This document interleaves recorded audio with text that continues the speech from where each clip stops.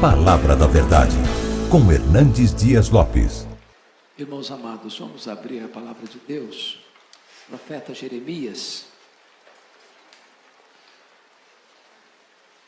Profeta Jeremias, capítulo 33, versículo 3. Profeta Jeremias, capítulo 33, versículo 3. Diferentemente do que tem usado, normalmente expondo um texto, hoje eu não vou tratar de uma exposição, hoje eu vou tratar de um tema, de um assunto. Portanto, vou ler o texto para fundamentar o meu tema e buscar, em outras partes da Bíblia, fundamentação para isso. Nós chamamos isso de um sermão tópico. Então peço que você leia comigo o versículo 3. Vamos juntos? Invoca-me e te responderei. Anunciar-te-ei coisas grandes e ocultas que não sabes. Eu quero conversar com os irmãos hoje sobre oração. Oração. Não há cristianismo sem oração. Não há vida cristã sem oração. Não há famílias fortes sem oração. Não há igrejas vivas sem oração. Não há avanço missionário sem oração. Não há poder espiritual sem oração. A oração é o oxigênio da igreja. É uma evidência de que você nasceu de novo, é quando você ora. A evidência de que você vai ser um crente maduro na fé, experiente com Deus e revestido de poder, é quando você ora. Hoje então eu quero conversar um pouco com vocês sobre esse assunto. Porque quando eu olho para a Bíblia, tanto no Antigo quanto no Novo Testamento, eu vejo o povo de Deus orando. Eu vejo, por exemplo, Abraão intercedendo por Ló, que estava em Sodoma, uma cidade condenada. E Gênesis relata que Deus destrói Sodoma e Gomorra e salva Ló por causa da intercessão de Abraão, seu tio. Por meio da oração, Deus promove livramento e salvação. Eu encontro Jacó no Val de Jaboque, aos 91 anos de idade, tendo uma experiência profunda com Deus, porque Deus luta com ele, para salvá-lo. E diz a Bíblia que Jacó se agarra ao Senhor e diz: eu não te deixarei ir, se tu não me abençoares. E Deus o salva ali, e ele vê a Deus face a face ali, e a vida dele passa por uma mudança radical, a partir do Val de Jaboque, fruto da oração. Eu vejo Moisés em Cades Barneia, no momento decisivo da história do povo de Israel, quando a ira de Deus se acendeu contra aquele povo rebelde no deserto, e diz a Bíblia que Deus se propõe a criar uma nova nação por meio de Moisés, e Moisés se coloca na brecha em favor do povo e diz: Senhor, perdoa o pecado desse povo, ou risca o meu nome do livro que escreveste. E Deus ouve a oração de Moisés e poupa aquela nação. Eu vejo Ana, estéril, desprezada pela sua rival, mal compreendida pelo sacerdote Eli, não compreendida pelo seu marido Eucana, clamando a Deus por um milagre, para ser mãe.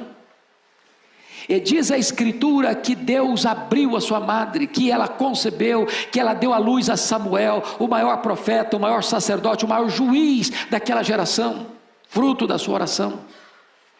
Eu vejo o seu filho Samuel se apresentando diante da nação de Israel, dizendo o seguinte: longe de mim pecar contra Deus, deixando de orar por vós. Eu vejo o rei Ezequias enfrentando dois problemas gravíssimos no seu reinado, aos 39 anos de idade, no apogeu do seu ministério, do seu reinado. Diz a Bíblia que ele estava com a doença mortal, e diz a Bíblia que a cidade dele, Jerusalém, estava cercada, entrincheirada por um poderosíssimo exército do maior império da época, o Império Assírio. E diz a Escritura que ele ora e ele chora diante de Deus, e Deus então ouve a sua oração, e Deus então responde rapidamente. Deus o cura de uma doença mortal, Deus liberta Jerusalém de um ataque terrível de um exército expansionista e guerreiro, através da oração. Eu vejo Daniel orando a Deus, e Deus fechando a boca dos leões naquela cova. Eu vejo Daniel orando a Deus, e Deus enviando o arcanjo Miguel para lutar nas regiões celestes em favor de Israel. Eu vejo o grande estadista, o grande administrador, o grande reformador Neemias orando por Jerusalém, chorando diante de Deus, jejuando diante de Deus, e uma cidade que estava há 142 anos debaixo de escombros, se levantando das cinzas, fruto da oração. Eu vejo o próprio Jesus, o Filho de Deus, lá no Jordão, no momento do seu batismo, orando ao Pai, o céu se abrindo, o Espírito Santo descendo sobre ele, e eu vendo ali Jesus sendo capacitado com o poder do Espírito Santo para dar início ao seu ministério, e ele vai ser um homem de oração. Ele ora no deserto, ele ora nas noites, nos ermos daqueles desertos da Judéia, ele ora no Getsêmani, ele ora na cruz, e hoje ele está no trono orando e intercedendo por você e por mim. Eu encontro na Escritura o apóstolo Paulo orando logo depois da sua conversão. Eu encontro este homem orando em noites de vigília, eu encontro este homem orando na praia, eu encontro este homem orando nos desertos, eu encontro este homem orando nas sinagogas, eu encontro este homem de joelhos, dizendo: por esta causa eu me ponho de joelhos. O maior teólogo da história da igreja cristã, um homem de oração, comprometido com oração. Eu vejo Cornélio, um soldado gentio, orando a Deus, sem uma compreensão clara ainda do que é a fé cristã, não salvo ainda, mas orando. E a Bíblia diz que as suas orações subiu até Deus, as suas esmolas subiram até Deus. E ele então é orientado a buscar Pedro, que estava em Jope, para vir à sua casa, vir à sua família, para pregar para ele e a sua família o evangelho, e toda a sua casa é convertida, e toda a sua casa é batizada, e uma obra nova se inicia entre os gentios, a partir da família de Cornélio, fruto da oração. Eu vejo Lídia, uma empresária da cidade de Tiatira, morando na cidade de Filipos, tendo na sua casa uma reunião de oração, e a partir da sua casa e a partir daquela reunião de oração, uma igreja é estabelecida na Europa pela primeira vez, por causa de uma reunião de oração. Eu vejo a mulher Cirofenícia, com a filha endemoniada, rogando a Jesus: Senhor, socorre-me, tem compaixão de mim, porque o sofrimento da sua filha era o sofrimento da própria mãe, e então, em resultado da oração daquela mulher, sua filha é liberta, a sua filha é curada. Eu vejo os discípulos de Jesus no cenáculo, orando todos unânimes, aguardando a promessa do Pai, o derramamento do Espírito. O Espírito Santo desce no Pentecoste para permanecer para sempre com a igreja, para revestir a igreja de poder, para o louvor da glória de Deus, avançando 10 dias, todos unânimes, em perseverança, e de repente, depois de 10 dias de oração, até chegar aos nossos dias, até chegar a você e a mim, eu encontro, irmãos, os crentes ao longo dos séculos orando, os pais da igreja orando, os pré-reformadores orando, os reformadores orando, os puritanos orando, os missionários orando, os avivalistas orando, esta igreja orando, você e eu orando, porque se você é de Deus, você é alguém comprometido com oração. Então, pensando nisso, eu gostaria de destacar algumas lições. Primeiro, a igreja cristã recebe poder, o poder do Espírito Santo, por meio da oração. Irmãos, nós precisamos desse poder. A igreja cristã não pode viver uma vida de santidade, e a igreja cristã não pode avançar na obra missionária a não ser através do poder da oração. A obra missionária começa com os joelhos que oram, a obra missionária começa com os bolsos que contribuem, a obra missionária começa com os pés daqueles que vão, mas tudo começa com oração. Evidência disso, Atos 1,14. Quando Jesus foi assunto aos céus, Ele disse para os seus discípulos: permanecei na cidade, até que do alto sejais revestidos de poder. Esta é a ordem. A igreja deve fazer a obra, mas antes de ir fazer a obra, a igreja precisa de revestimento de poder, e revestimento de poder só se recebe por meio da oração. Então eles perseveram, então eles oram, então eles unanimemente clamam a Deus, e diz a Escritura que como resultado dessa oração, o Espírito Santo é derramado. A igreja é cheia do poder, e a igreja avança na sua grande empreitada missionária. Eu vejo Atos 6,4, os apóstolos tomando a mais importante decisão, talvez do livro de Atos. A igreja tinha sido perseguida e enfrentado a perseguição com oração. A igreja tinha enfrentado o problema daquele casal hipócrita dentro da igreja, Ananias e Safira, com a infiltração do inimigo no meio da igreja. A igreja enfrenta e discerne isso com oração. A igreja agora está enfrentando um outro problema, um problema social dentro da igreja. As viúvas dos helenistas estão sendo esquecidas na distribuição das necessidades diárias que elas tinham. E diz a Bíblia que os apóstolos, em vez de se redobrar ainda mais para servir as viúvas, ou em vez de o povo reclama mesmo, eles tomaram a decisão: vamos consagrar homens cheios do Espírito Santo, cheios de sabedoria, cheios de fé, para esse ministério da diaconia nas mesas. Quanto a nós, nos consagraremos à oração e ao ministério da palavra. Eu não sei se você já perguntou por que Deus colocou nessa ordem, não o ministério da palavra e da oração, mas ao ministério da oração e da palavra. Por que Deus fez isso? Oração e ministério da palavra, em vez de ministério da palavra e oração. Por que a oração vem primeiro?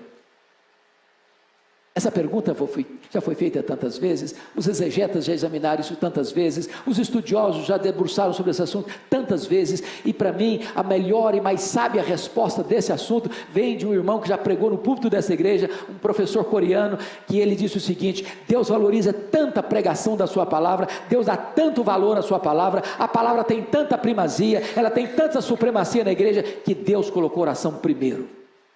Porque se você e eu não orarmos, não haverá virtude nem poder do Espírito Santo para pregarmos a palavra de Deus. Os apóstolos entendem: vamos nos consagrar à oração e ao ministério da palavra.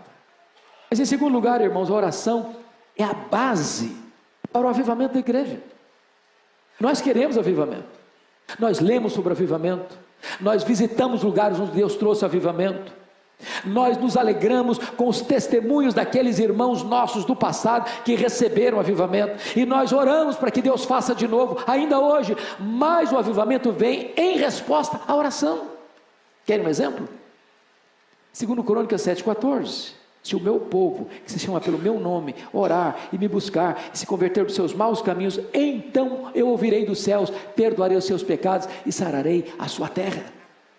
Querem um outro exemplo? Isaías 44,3: derramarei água sobre o sedento, torrente sobre a terra seca, derramarei meu espírito sobre a tua posteridade e a minha bênção sobre os teus descendentes. Em outras palavras, Deus manda a água sobre o sedento, Deus manda as torrentes sobre a terra seca, Deus manda o seu espírito para uma igreja que tem sede dele, que quer a presença dele, que aspira a presença dele, que quer ver a manifestação da glória dele. E é quando a igreja ora, é quando a igreja tem sede de Deus, é quando a igreja aspira pela presença de Deus, é que Deus envia o poder do seu Espírito sobre ela.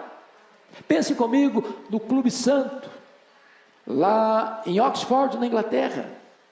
A Inglaterra estava uma igreja falida, fruto do racionalismo francês, do iluminismo europeu. Havia uma onda de ateísmo varrendo as igrejas, os pregadores não acreditavam mais na inerrância das escrituras, as igrejas estavam como que um vale de ossos secos, não havia vigor na igreja, não havia brilho nos olhos das pessoas, as igrejas se reuniam, mas não tinha gente nos bancos, os púlpitos completamente descomprometidos, pregadores pregavam sermões mortos para auditórios vazios e sonolentos, quando de repente Deus levantou um grupo de estudantes na Universidade de Oxford, para orar por avivamento. Lá estava John Wesley, lá estava George Whitefield, lá estava Carlos Wesley, e eles oraram, e eles confessaram os seus pecados, e eles buscaram a Deus, e eles choraram diante de Deus, e eles clamaram pelas madrugadas, e numa noite de vigília de 31 de dezembro de 1739, às 3 horas da madrugada, enquanto aqueles moços estudantes oravam, os céus se fenderam, Deus derramou sobre eles poderosamente o Espírito Santo, e este avivamento varreu toda a Inglaterra, centenas de milhares de pessoas convertidas, porque um grupo de estudantes começa a buscar a Deus em oração. Pensa comigo, irmãos, no que foi a igreja do tabernáculo em Londres, no século XIX. Charles Haddon Spurgeon tinha 12 mil pessoas que domingo após domingo se reuniam naquela igreja para ouvir aquele homem de Deus pregar a palavra. E quando alguém perguntou, Spurgeon, qual é o segredo do sucesso, do crescimento, do vigor desta igreja? Ele disse, é porque tem uma usina de poder nesta igreja. Toda segunda-feira essa igreja se reúne para orar, derrama-se diante de Deus em oração. Todo culto, quando eu estou pregando aqui, tem um grupo de irmãos aqui embaixo, orando, clamando, chorando, rogando a Deus para que revista esta igreja com o poder do Espírito Santo. Meus amados irmãos, não há poder, não há avivamento sem oração. Eu tive o privilégio de visitar Quassisabanto, na África do Sul, onde houve um dos grandes avivamentos deste século passado, 1966, e eu confesso aos irmãos que eu nunca vi, foi a experiência mais marcante da minha vida, no que tange a ver um sinal de avivamento. Nunca vi tanto ambiente de santidade, de beleza, da graça de Deus, como vi naquele local. Mas como é que começou? Com oração, com choro pelo pecado, com clamor à presença de Deus, até que o Espírito Santo foi derramado, copiosamente, e os cativos foram libertos, e os enfermos foram curados, e os feiticeiros iam correndo, chorando, confessando os seus pecados. Eu vi ali um templo para 15 mil pessoas, numa fazenda, com 3 cultos por dia, e caravanas do mundo inteiro vendo ver o que Deus estava fazendo ali, fruto da oração. Mas em terceiro lugar, a oração, irmãos, é a base para a restauração de uma nação. Leia a história e você verá isso. E eu vou lhes dar um exemplo. Acho que todos vocês já ouviram falar de Edwin Orr. Edwin Orr talvez seja o homem que mais estudou sobre avivamento no século passado. Esteve aqui no Brasil no centenário da Igreja Presbiteriana. Este homem escreveu vários livros sobre avivamento. Num dos seus livros ele relata a crise financeira e econômica que se abateu sobre os Estados Unidos nos idos de 1850. Naquela época os bancos estavam falidos, naquela época os empresários entraram em crise, naquela época as estradas de ferro também faliram, as fábricas fecharam as suas portas, milhões e milhões de trabalhadores desempregados. Como é que aquela crise foi superada? Como é que aquele povo se ergueu? E Edwin Orr começa a fazer uma relação muito estreita com a oração que começou a surgir naquele país. E ele relata que no dia 1º de julho de 1857, um homem chamado Jeremias Lampier, um homem de negócios, assumiu o posto de missionário urbano em Nova York. A sua denominação estava perdendo milhares e milhares de membros todos os anos. E então ele imprimiu um folheto e distribuiu esse folheto na cidade de Nova York. E ele convoca então homens, comerciantes, falidos, gente que estava passando tanta amargura e tanta angústia para vir orar no hotel onde ele estava hospedado, no dia 23 de setembro de 1857. Na primeira semana, tinha 6 homens orando uma vez por semana com ele. Na segunda semana, 40 homens vieram orar com ele naquela sala de hotel. A partir dali, não era mais uma vez semanal, era todo dia. Em 6 meses, tinha 10 mil homens de negócios orando em Nova York por um reavivamento. E este reavivamento chegou e varreu toda a América. Mais de 2 milhões de pessoas convertidas. Como fruto deste avivamento é que o missionário Ashbel Green Simonton sai dos Estados Unidos, chega aqui no Brasil no dia 12 de agosto de 1859 para plantar a Igreja Presbiteriana do Brasil. A Igreja Presbiteriana do Brasil nasceu sob o signo do avivamento, fruto de oração, de oração, de oração.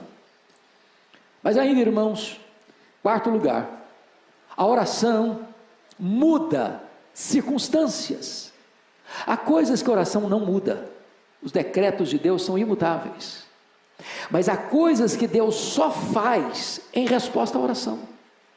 É por isso que Tiago diz assim: nada tendes, porque nada pedis. Deus é soberano, Ele podia agir independentemente da igreja, Ele podia agir sem qualquer oração, mas Ele, sendo soberano, resolveu dizer e decretar que algumas coisas só vão acontecer se o seu povo orar. E eu vou lhes dar alguns exemplos. Quando Moisés, em campo de batalha, estava lutando, o exército de Israel lutando contra os inimigos, diz a Bíblia que enquanto Moisés mantinha os seus braços estendidos, o povo de Deus prevalecia na batalha. Se as mãos dele caíam, cessando a oração, o povo era vencido pelos inimigos. Enquanto você ora, Deus tem vitória para a sua vida.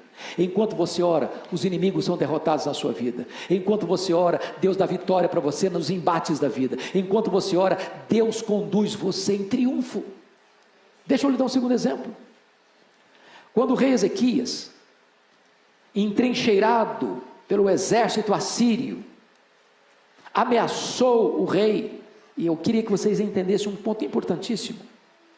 Foi no período do rei Ezequias em Judá, em Jerusalém, que esse mesmo império assírio, que cerca Jerusalém agora, entrou em Samaria e destruiu o reino do norte. As 10 tribos do norte foram destruídas, foram tomadas, foram escravizadas, foram dispersas.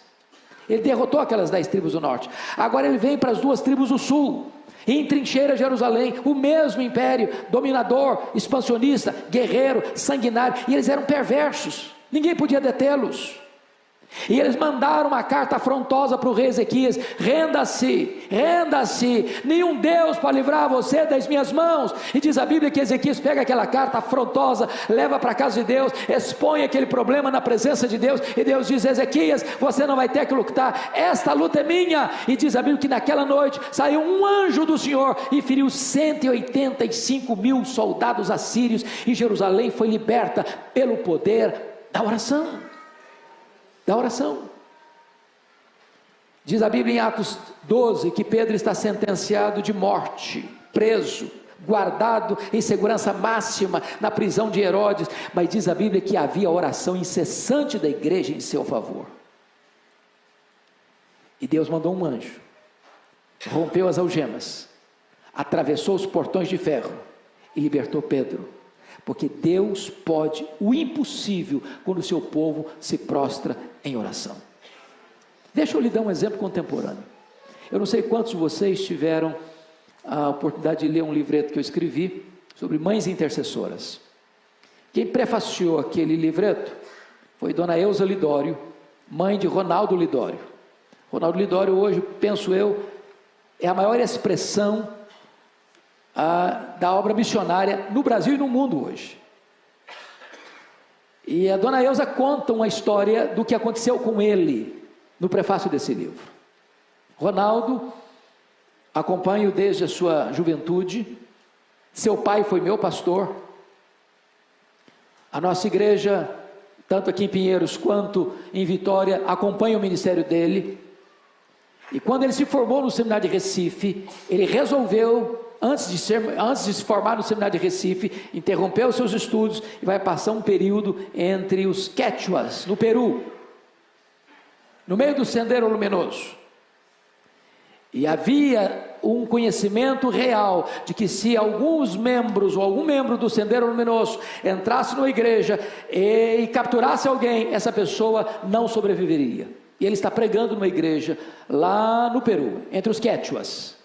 Quando homens encapuzados do Sendero Luminoso entraram dentro da igreja e pegaram o Ronaldo e o colega dele, botaram um capuz neles e saíram com eles por paredão de fuzilamento. E o Ronaldo narra, e a Dona Eusa conta essa história, que enquanto está sendo levado, o coração dele está muito angustiado. Ele diz: meu Deus, eu estou angustiado, eu não estou preparado para morrer. Se eu não estou preparado para morrer, Senhor, então também eu não estou nem preparado para a tua obra. Então se o Senhor me quer que eu morra, então o Senhor me dê paz para morrer. E se o Senhor me dê paz para morrer, eu quero dedicar-me ainda mais à obra missionária. E ele foi levado para o paredão. Quando ele estava no paredão para ser fuzilado, chega um carro fazendo muito barulho, e alguém fazendo muito barulho, e ele não entende o que estão falando, e pegam o Ronaldo e arrancam dali. Seu colega é fuzilado, ele é poupado. Mas Dona Eusa conta que naquela madrugada, naquela noite, Enquanto essas coisas estão acontecendo, ela sentiu um grande peso no coração. E ela se levantou da sua cama com esse peso. Meu Deus, eu não sei o que está acontecendo. Me dê discernimento. E ela não sabia o que estava acontecendo. Ela disse, meu Deus, isso tem a ver com o meu filho que está lá. Então o Senhor põe os teus anjos acampados ao redor dele. Então o Senhor o proteja, Senhor. E naquele momento em que ele está sendo liberto do paredão do fuzilamento, tem uma mãe orando de joelhos pelo seu filho. Deus é o Deus que responde a oração.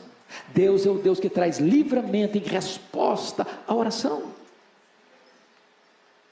Mas em quinto lugar, irmãos, a oração nos capacita a enfrentar também os grandes dramas da vida. Eu não sei que tipo de drama você está enfrentando, que tipo de luta você está enfrentando, que tipo de decisão importante na vida você tem que tomar. Deus responde e traz livramento e portas abertas para você em resposta à oração. Está lá no Salmo 50, versículo 15.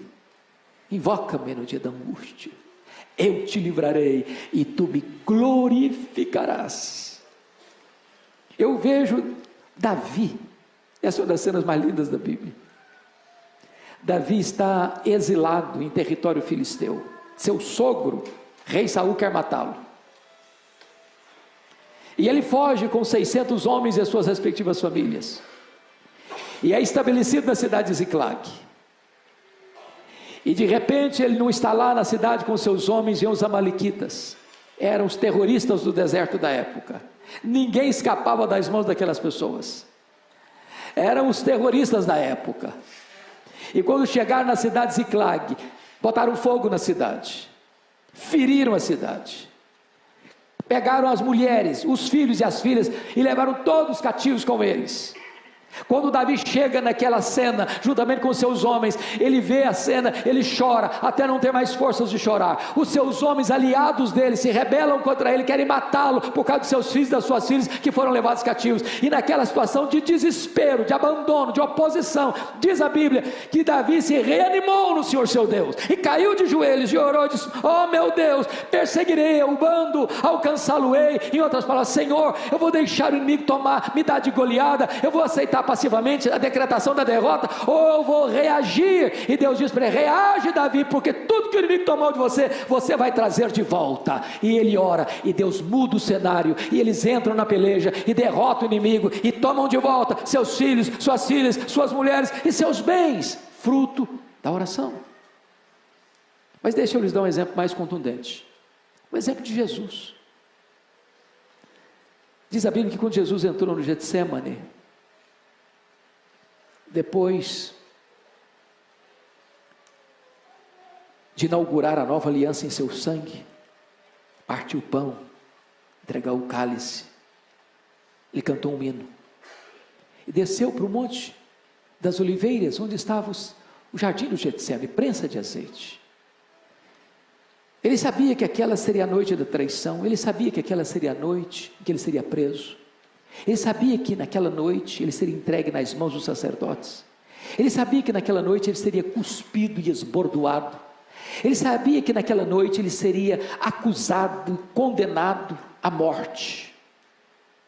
E quando ele entra no Getsêmani, ele deixa 8 dos seus discípulos para trás. E ele pega Pedro, Tiago e João e diz, vocês vêm comigo. E quando ele está com esses 3 discípulos mais achegados, ele abre o coração para eles e diz assim, a minha alma está profundamente triste até a morte, ficai comigo, vigiai comigo. E diz a Escritura que ele sozinho avança para o interior do jardim, e lá ele prostra-se com o rosto no chão, e ora e chora, e ora e chora, e ora e chora, e diz, Pai, se possível passe de mim este cálice sem que eu beba, mas se não seja feita a tua vontade. Ele faz uma vez, ele faz 2 vezes, ele faz 3 vezes, ele alaga aquele chão com as suas lágrimas e com o seu sangue, mas quando ele se levanta dos joelhos, não tem mais angústia, a angústia foi embora. Ele se levanta forte, firme, resoluto, e ele enfrenta os homens que vêm prendê-lo, armados até os dentes, e é ele quem se apresenta e pergunta, quem buscais? Jesus o Nazareno, pois sou eu, e caíram por terra. Ele enfrenta agora o sinédrio sendo cuspido e sendo esbordoado, e está firme como uma rocha. Ele enfrenta o pretório romano, Pilatos com a sua covardia, firme como uma rocha. Ele caminha pelas ruas de Jerusalém, as mulheres choram e perguntam, por que vocês estão chorando por mim? Não chorem por mim, chorem por vocês, chorem pelos seus filhos. Ele é pregado naquela cruz e transforma aquele patíbulo de horror num palco da glória de Deus e da nossa salvação. Não tem mais angústia, vencida na oração, na oração. Mas eu quero concluir. A oração é o instrumento que Deus dá aos pais e às mães para ver os seus filhos de pé, sendo usados por Deus. Eu vejo uma mãe como Susana Wesley, que tinha 19 filhos, e que durante a sua vida, 1 hora por dia, a porta do quarto era trancada, e os seus filhos sabiam que não podiam interrompê-la. Ela estava de joelhos em favor dos seus filhos. Essa mulher deu ao mundo um dos grandes avivalistas da história, John Wesley. Eu vejo Mônica orando por Agostinho, um homem devasso, muito culto, professor de oratória, vivia na promiscuidade, e como fruto das lágrimas e das orações da sua mãe, ele não só é convertido, mas é transformado no maior expoente da igreja do 5º século.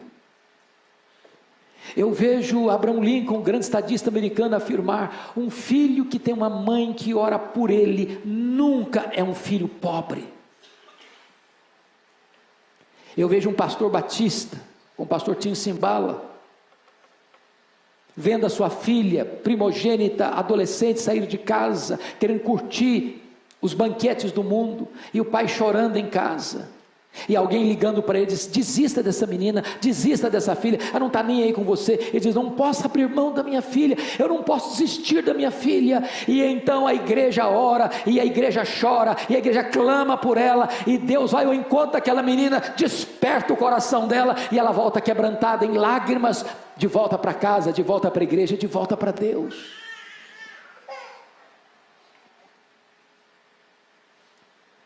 Mas eu queria concluir dizendo para vocês algo que me é muito caro. Eu sou fruto da oração da minha mãe. Alguns de vocês sabem disso. A minha mãe estava grávida do seu último filho, estado adiantado de gravidez, morando numa região rural, onde não tinha médico, não tinha hospital, não tinha estrada, não tinha carro. E ela ficou gravemente enferma. Naquela época, se alguém tinha que sair de casa para buscar recurso, numa situação dessa, se ser transportado numa padiola, um lençol amarrado num varal. Meu pai sabia que ela não suportaria uma viagem de 40 quilômetros nessa padiola. Mandou chamar o médico, ele veio, examinou e disse: essa mulher não vai sobreviver. Ela está muito fraca. A criança no ventre dela está em agonia de morte. E o médico disse: a única chance dessa mulher sobreviver é sacrificar a criança. Se não sacrificar a criança, a mãe morre junto com a criança. Quando esse dilema foi apresentado à minha mãe, ela tomou outra decisão. Ela disse: eu não abro mão desse filho. Estou pronta a morrer com ele, eu estou pronta a morrer por ele, mas eu não desisto dele. E ela, que era uma mulher rural, simples, praticamente analfabeta, caiu de joelhos, diz: meu Deus, se tu poupares a minha vida, se tu poupares o meu filho, eu quero consagrar esse filho para ti, para ser um pastor, para ser um pregador do evangelho. Deus ouviu a minha mãe, e eu nasci na roça. Fui calçar meu primeiro par de sapatos com 8 anos de idade. Saí de casa com 12 anos, na carroceria de um caminhão, para estudar, morando num barraco de tábua, dentro de um mangue, do lado de um prostíbulo. E a minha mãe nunca me contou esse propósito com Deus, porque não queria que eu fosse influenciado para o seminário. Meus sonhos eram outros. Até o dia que Deus botou a mão sobre mim, me chamou para o ministério. E eu entendo, irmãos, que não tem nada mais sublime neste mundo do que ser pastor, que ser pregador do evangelho. Se eu tivesse 10 vidas, gostaria de usá-las todas para a obra de Deus.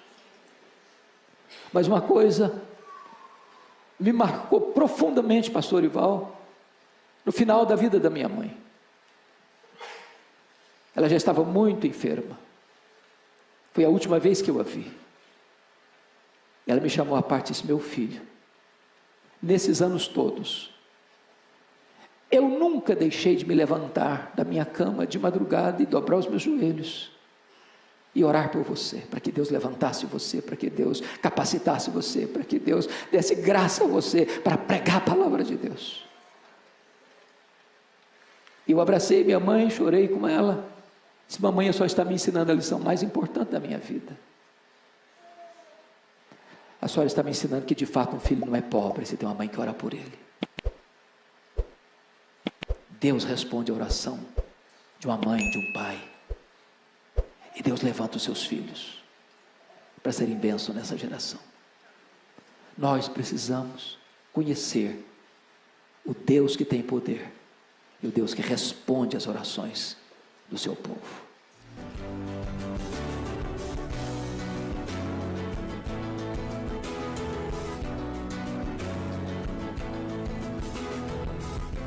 Palavra da Verdade, com Hernandes Dias Lopes.